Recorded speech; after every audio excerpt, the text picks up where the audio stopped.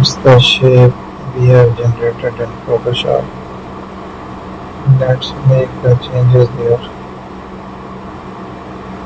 I will make a further design here. We have to explore the changes. Let's try the designs.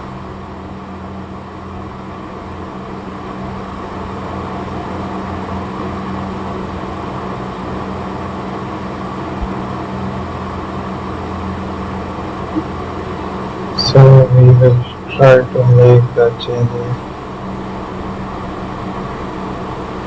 So make an attraction there. Let's add some further designs to use an